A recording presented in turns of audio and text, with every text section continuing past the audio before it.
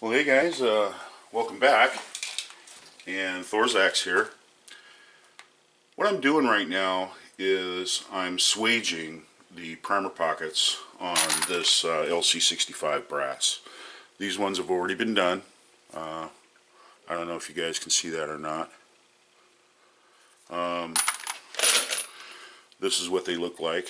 As you can see, there's a ridge there on the inside edge of the primer pocket. And what we're going to do is we're going to go ahead and we're going to remove that.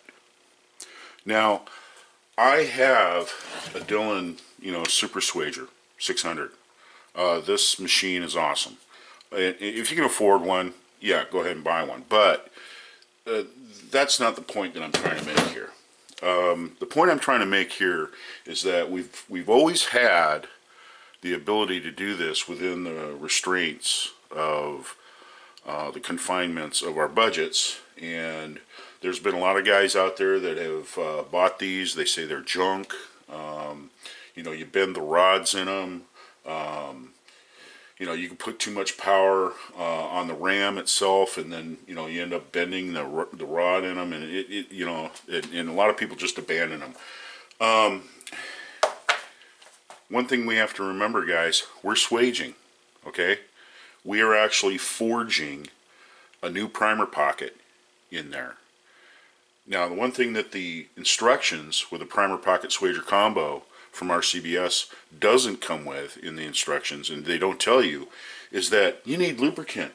You need some lubricant on the little dimple here. So, what I do is I take,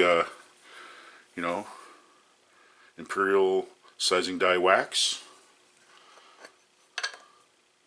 and I take a little bit of that when I raise the ram. I just kind of smear just a little bit, on there, and then I set this up inside and guide it on there, and there we go.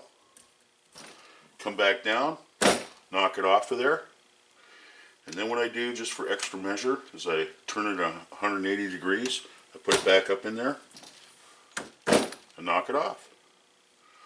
So, I don't know if you guys can see it or not. Probably getting a lot of glare from the light there, so I'm going to try to do this as best as possible. It has, swaged that out quite nicely. I mean, and it's all because I added a little bit of lubricant to the dimple. Not everybody can go out and afford one of these. I mean, these are about $100. I know that RCBS makes one for about $80 now. They are a nice tool. I'll say that. And if I had 500 pieces of brass here that I was going to go ahead and do, I wouldn't be doing it with this. I'd probably be doing it with that. So there you go. But then again, it's just like my sizing. My lubricizer. It's a Star lubricizer, and they're expensive. And I don't expect everybody to go out there and buy one. I'm not advocating that you have to go out and spend a lot of money in order to enjoy this hobby.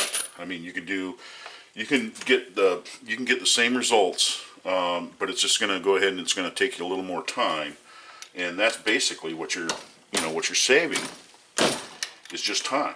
I mean, you're doing the same process.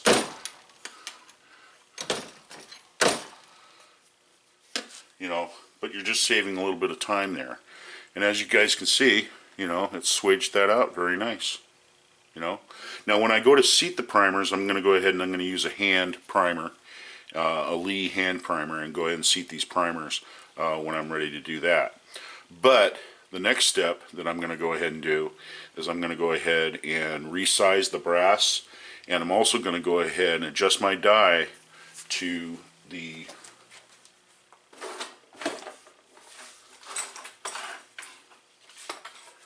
datum line.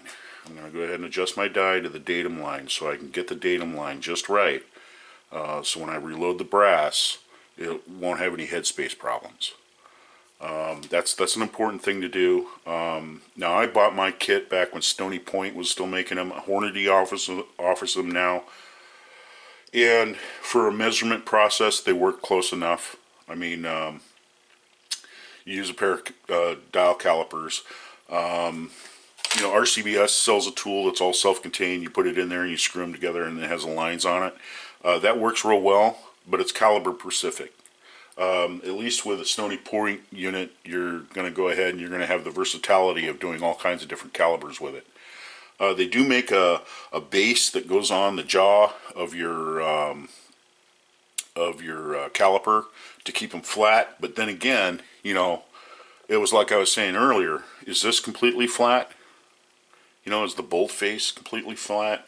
I mean, we're talking about tolerance levels that are on a mass-produced, you know, basis. I mean, the brass, the rifle, you know, all of those things. And until you really get down to it, and you're all like, you know, tweaking and stuff like that on a bench rest rifle, and you have a custom chamber, the custom reamer, and custom dies, and all that other stuff, we're just going to stick to the basics, you know.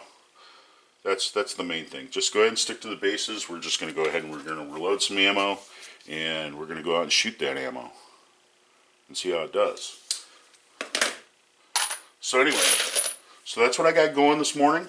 I'm just going to be going ahead and swaging my priming pockets, getting them ready, and then we'll go ahead and we'll set it up so that we set up our datum line and resize our brass.